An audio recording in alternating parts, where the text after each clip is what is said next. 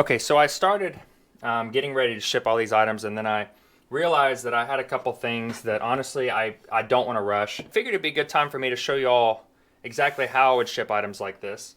I have not had a lot of items get to a buyer broken. So this might not be the perfect way, but it's worked for me.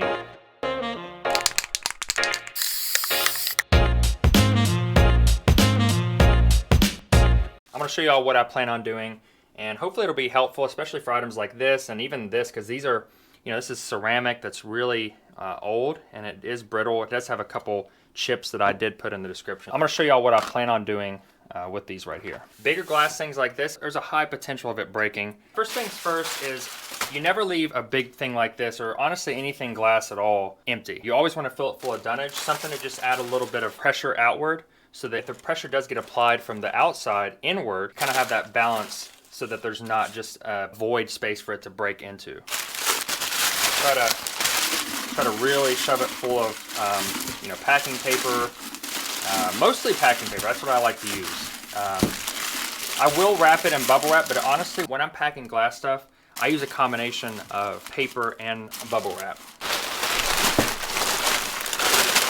I'm gonna make a little bit of a bowl because we're gonna have to fit that little peanut down into it. So what I'm gonna do is I'm gonna have it upside down like that, but I'm gonna wrap this in paper and I'm gonna wrap it in a little bit of bubble wrap as well. So now it's wrapped in paper. Then I'm gonna be wrapping it in this bubble wrap. Make sure it's firmly on there. Kind of OCD. Sometimes I use too much packing material, but because it would kill me to just do everything but like one edge. That's just how I am. Probably, like I said, it probably does waste material, but if I can't enjoy this, then why am I doing it? I do have to wrap that entire thing in bubble wrap. Whenever I'm rolling stuff in bubble wrap, I always do it like this, so that I can have the ends kind of like wrap around longer on all four edges. It seems to really utilize the bubble wrap a lot more efficiently. And then I'll have these like little strands right here. Tape those down. Okay, so we still have that place up there to sit that down into. Okay, so we have that. It's actually, that's not that thick. So if anything, we can actually double wrap it.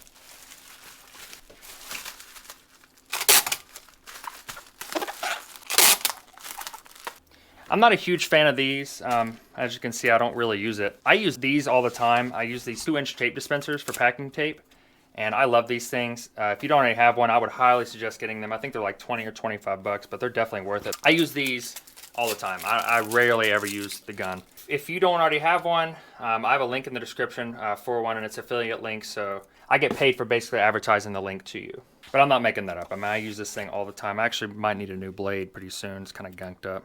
I clean it out, but it's still sharp. I don't know how many times I've used this thing. But anyway, yeah, that saves a lot of time. And so now it is time to get a box for it. And it's also really nice to have these mats right here. Another thing that I have an affiliate link for. I'm gonna have to make a video of all the tools that I use because there's a lot of things that I use here on the bench, and then some of the supplies I use, just so y'all can see kind of the items that I use and have been using for years that really aid in shipping and just running the business. Looking like it's gonna be about 10 inches by 8 inches. We're gonna go a little bit bigger than that. I don't want this thing to just be up against the board. It's kind of, you really want, when you go for glass things like this, you really want it floating inside. Has a little bit of room to move back and forth if it's, jarred around. A lot of people will tell you to put a box inside of a box, and definitely do that for expensive items. I'm not gonna spend that much time on it. I'm just gonna really pack this thing into a pretty sturdy box, but that is a really great suggestion if you're worried about something breaking. Put this in a box and then put that box into another box with packing paper, peanuts or whatever. I don't know if people really use peanuts. Put it in something where the box is floating inside of another box. That will almost definitely get the item there without breaking.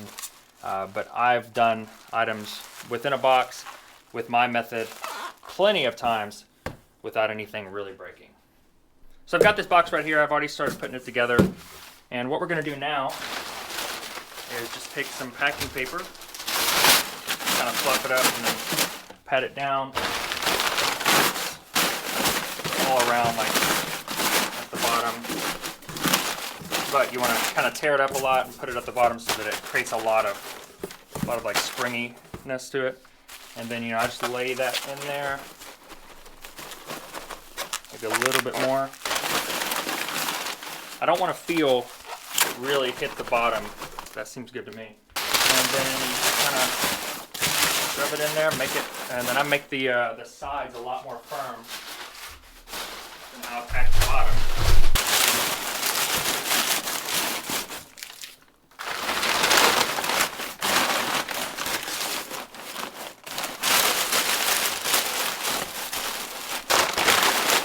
Really want to make sure that there's no void areas in there, so that if the box gets, you know, a lot of weight in one area, it doesn't crush under the weight. It's basically creating like a springiness. You know, just have a little bit of, well, sponginess, springiness, whatever you want to call it. And you want to make sure that it's not ridiculously tight when you put it down, because you don't want a lot of pressure on that glass. But you want to make sure that maybe you have to push on a little bit. There you go. That's perfect. That's perfect. That's tied in there, but it's still got a little bit of movement if it really gets knocked around. And then I don't know about you all, but I always line it up perfectly. I like to have it squared, so if it's got a little bit of gap right there, I always hit it in, make it flush, and then pull down tight. Same on this side. I hit it in a little bit. Pull down tight, and then that's what I do at first, so that I have it tight down exactly where I want it. And then those are just kind of like temporary. And then what I'll do is take a big long one, line it up all the way down the sides, come right here, get the edges, boom. And if I really feel like I want to advertise for eBay, I'll take off one strip of this tape, right there, and boom. And then I'll probably put the label on top. That's how I usually do it. And if you really wanted to cover some of these spots from used boxes, do something like that. I don't know.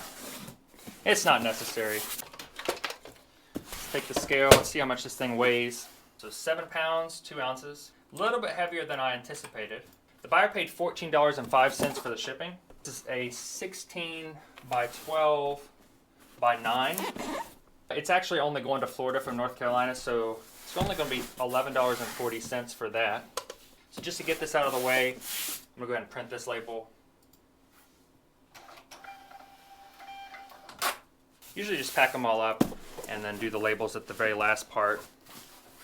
But I just wanted to get the bigger box out of the way, and the fact that we're filming all this, it just kind of makes sense. So it's done with that. Now let's see about these ceramic inserts. These grates. So with this, what I like to do is I have a lot of scrap pieces of cardboard. I keep these things for situations like this, and honestly I use the scrap cardboard a lot. It's just kind of boxes that are broken, break them down, and then cut down the good pieces, and then use them to create like structure within a box. Sometimes I'll put some extra pieces along the edge inside of a box so that it kind of like double layers it without adding too much weight. So what I'll do, and you can do it one of two ways. With something that was a little bit thicker, I could roll it, you know, just like kind of like use the edge of it to create a crease. I don't want to do that with this because these are just very brittle. So what I'll do is I'll actually take that right there and then lightly score with the razor blade, and then it creates a perfect crease. And then I'll do it with the other edge. This is a little bit irregular of a shape, so I'll just overcompensate just a little bit. We have our dimensions. So what I can do is, because I already have that cut, I can bend right there. So I don't have to do the same thing with the other ones. I can just cut that off, and then I can mark the edges where the other one created the crease.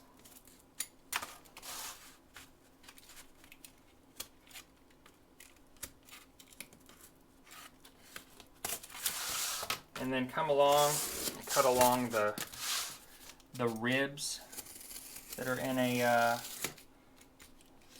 cardboard box. Cut through right there, and now we should be able to cut off the excess for the link. Cut along the nasty side right there.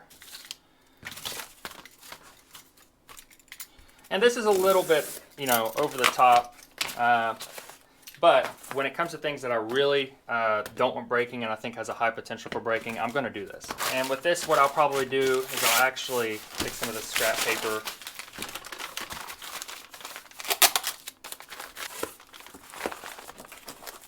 and then, yeah, now whenever you put it in there, fold it up. And boom, there you go. And then when that goes in a box, I feel a lot more comfortable that each one of these is going to get there.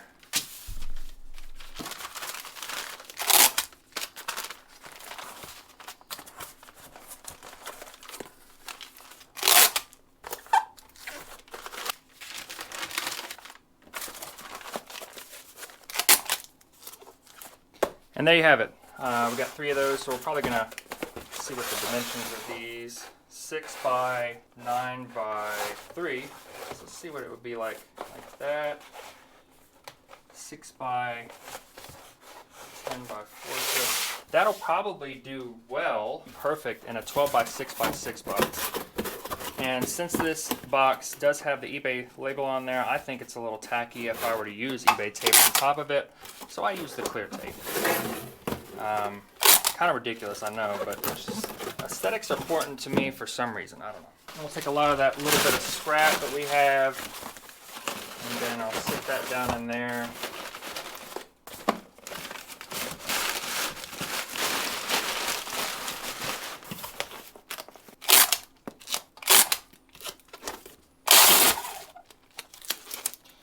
We just ran out of clear tape, so let's get another one down here.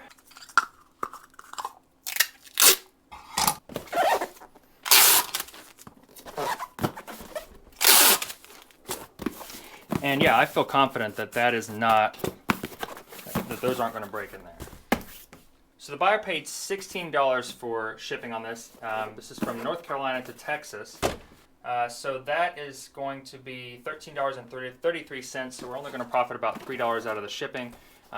If it upsets people that I most of the time pocket the extra shipping, for me that is a handling cost. It's literally what it is, shipping and handling. I'm not going to refund shipping costs because whenever you buy something on eBay, you know how much the shipping is going to be before you buy it. I've got to pay for the shipping materials and I've got to get it packaged. That is all handling, and I'm not working for free. So